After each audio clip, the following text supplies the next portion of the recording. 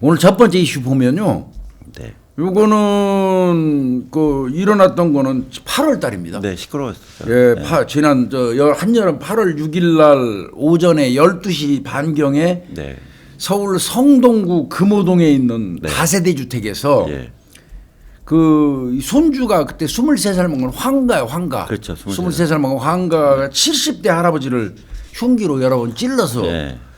살해를 했어요. 살해했죠. 경찰이 이제 막 집에서 이제 시끄러운 소리 난다는 신고받고 출동해가지고 그 현장에서 이제 현행범 체포를 했는데 네. 나중에 조사하는 과정에서 보니까 할아버지가 아니에요. 아, 친할아버지가 그 지 아니에요? 아버지는 네. 그 할아버지의 아들의 아들이요, 그러니까. 지금 호적상으로는 아들로 돼 있어요. 이 할아버지의 아들. 아, 호적상으로는 아들로 돼 있고. 호적상으로는 아들로 돼 있는데 네. 실제로는 아들이 아니라 손주예요. 뭐 이런 게 다 있어. 손주입니다. 이게 그러니까 그 할아버지의 큰 아들 정도가 나서 네, 네. 지가 사정이 있으니까 못 키우니까. 할아버지 앞으로 해서 할아버지가 아버지가 돼버린 거예요. 그런 경우 많으시죠. 그런 많이 경우 좀 보셨죠? 있잖아요. 저도 봤어요. 그러니까 이제 궁극적으로 할아버지를 죽인 게 돼버려서 존속살해 혐의를 받은 건데 아이고. 뭐 아버지라도 존속살해 혐의지만 그러니까 실질적으로는 할아버지라는 거죠. 근데 이제 이 호적상으로는 지금 부자 관계로 돼 있었어요. 아, 예. 최초에 경찰도 부자 관계로 보고 수사를 했는데 나중에 보니까 할아버지하고 손주 관계. 그럼 할머니는 어머니로 돼 있었던 그렇죠. 거예요? 할머니는 그러니까? 어머니로 돼 있는 예, 거죠. 예. 그 이제 할아버지를 그렇게 집에서 마구잡이로 막 흉기로 찔러서 죽인 이유를 이제 그 확인을 해보니까 네, 네. 할아버지가 평상시에 그 할머니를 심하게 폭력을 행사하고 때리고 그랬었다는 거야. 아, 왜 그래? 이분. 그거를 이제 그 보면서 좀 원망을 키워왔다는 거죠. 그러다가 이제 자기도 괴롭히고 할머니도 괴롭히고 자기 입장에서는 이제 아버지라고 그랬겠지. 네, 아버지가 네, 네. 어머니를 괴롭힌 걸로 알고 그렇지. 있었겠지. 예, 예, 예. 그런 식으로 이제 괴롭힌다고 불만을 품었다가 이제 칼로 찔러서 자기 그때 입장은 아버지를 살해한 거지 지 입장에서는. 그런데 이제 조사 과정에서 예. 아닌 걸로 손주인 걸로 이렇게 드러난 거죠. 아, 그러니까 그럼 자기 아버지는 형으로 돼 있겠네요. 그렇죠. 신부는. 그렇죠. 아이고 뭐야. 아버지가 형으로 돼 있는 거지. 아이고. 근데 그렇게 해서 할아버지를 살해한 건데 뭐 이 내용을 보니까 24년 징역 선고했거든요. 24년. 예, 예. 24년 징역 존속살했네. 선고하고 예. 전자발찌 20년 부착 명령 내렸거든요. 예.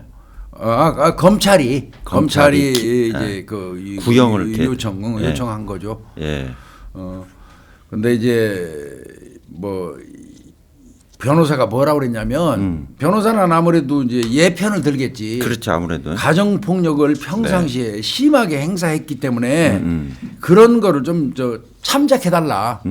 그리고 이제 그러니까 이제 검찰에서 뭐라고 하냐면 가정 폭력 행사했다고 니들은 지금 변호사 너는 얘기하는데 우리가 기록을 찾아보니까 전부 혐의 없으면 공소권 없으면 그런 거다. 네. 이렇게 말해요 검찰이. 네, 그러니까 네. 실질적으로 전과 없는 거다. 예. 가정 폭력 할아버지가. 행사 예. 있다고 볼 수 예. 없다. 예. 예. 이렇게 얘기하는데 변호사 얘기는 아니다. 예. 그건 변호사 얘기가 맞는 것 같습니다. 예. 그때 그냥 가족이니까 할 수 없이 합의해주고 신고 취소하고 이러는 바람에 무혐의 처리된 게 많은 거다. 그러니까 신고는 많이 들어갔었다는 얘기네. 그 신고가 들어간 건 명확해요. 예, 경찰에. 그러나 처분 결과는 혐의 없음 공소권 없음으로 털었어요. 처분 결과는. 그러니까 네. 검찰은 없는 거나 마찬가지다 이렇게 주장하지만 사실은 실질적으로 보면 변호사 말이 맞긴 맞죠. 신고가 들어가서 때리고 이런 게 있으니까 신고가 됐던 건 맞죠. 그러면 교수님 그 가족 탄원도 있는 거예요, 이 사건에서요?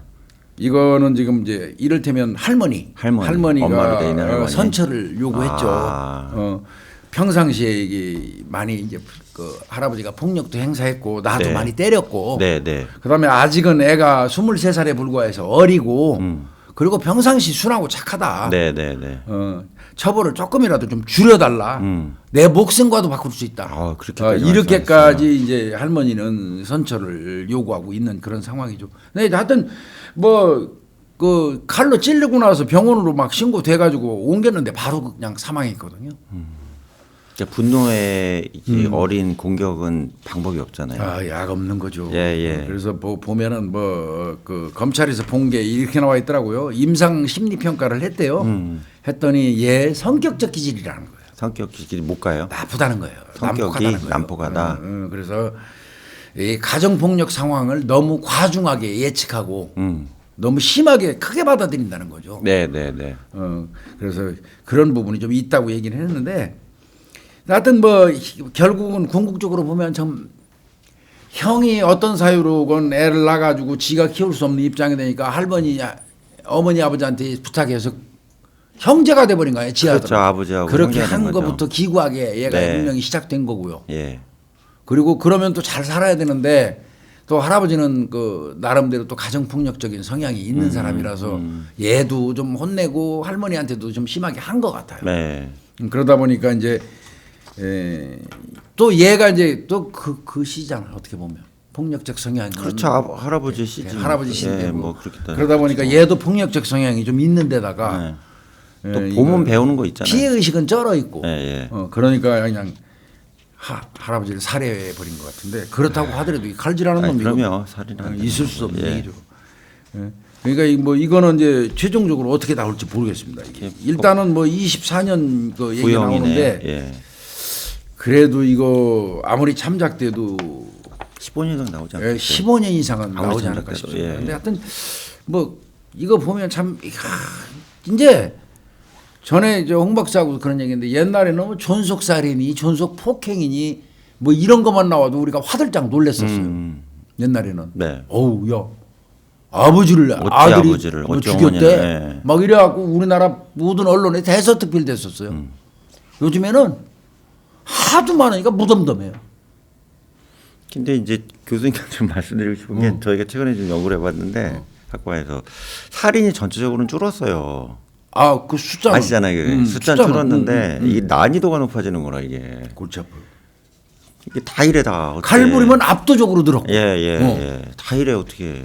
이거 큰일 났어요. 그러니까 우발적인 거는 많지 않고 다 이게 사연이 막 이렇게 돼 버리니까. 이거 골치 아파요. 예. 그래서 좀 존속살해 이런 사건도 또 터지네요. 근데 이제 나도 그 일선에 있을 때 보면 네. 근데 이제 얘한테는 이거 엄청 큰 상처일 거예요. 자기 아버지인 줄 알았을 거예요. 그렇죠. 아버지인 줄 어머니인 줄 알고 컸단 말이야. 23살이 될 때까지. 예. 그런데 사건을 계기로 해갖고 자기 신분이 이제 알게 된 거잖아. 그렇죠. 조사 과정에. 할아버지네 내가 찍은 네, 사람이 예. 아버지인 줄 알았는데 예. 할아버지인 거야. 이것도 웃기네. 그러면 형이라고 불렀던 사람이 우리 아버지. 아버지고. 얘도 이거 충격은 엄청 받을 것 같은데. 네. 근데 저도 일선에 있을 때 이런 거 몇 건 했어요. 그거 있잖아요. 모르고 예. 우리도 사건하는 과정에서 존속폭행 했는데 예. 나중에 자세히 조사하다 보니까 그렇게 딸이 그냥 미혼모로 애 낳아가지고 다른 데로 시집 가면서 예. 어머니 아버지 밑으로 넣어버린 거예요. 그럼 외손자네. 엄밀히 부모 외손자야. 입장에, 근데 부모 걔를 입장에. 이제 아들로 아들로 입적을 해갖고. 해가지고 기르는 거야. 엄마 누나고 또. 그러니까 얘는 맨날 불만이었어. 엄마 아빠가 너무 나이가 많은 거야. 그렇지. 걔는 불만이 일기장을 찾아보니까 예. 너무 우리 엄마 아빠는 나이가 많이 먹어갖고 친구들 엄마 아빠하고 너무 다르다 이해를 못한다 이런 게 많이 있더라고. 그러겠지. 당연하지. 그랬는데 요놈이 사고 쳤어요. 그래서 이제 우리가 사건 조사하는 과정에 걔가 그 미혼모가 딴 데 시집 가면서 놔놓고 입적시킨 거 이런 게 드러나거든요. 아이고. 그거 우리가 비밀로 해줬었죠. 그거 어떻게 해. 그거 비밀로 해줬었어요. 근데 아무리 비밀로 해도 언젠가는 알게 돼요. 네. 언젠가는 어떤 형태로건 알게 되더라고요. 그치 뭐 돌아가실 때라도 얘기해 주던가. 알게 되기 때문에 어느 정도 애가 커가지고 받을 만한 그 상황을 이제 인식하고 좀 받아들일 만한 어떤 분위기가 형성되면 얘기해 주는 게 좋다 그래요. 궁극적으로. 맞는 것 같습니다. 네. 하여튼 뭐 이런 그 존속 살해 사건이 많이 터지고 안타깝네 이 사건. 안타깝습니다. 양쪽도 안타깝네. 어찌됐건 뭐 이 할아버지가 그래 뭐 가정 폭력을 행사했다고 그래가지고 뭐 죽을 기술한 거라고 신고했어야지. 이유 여할 막론하고 신고했어야지. 그러면 안 되죠.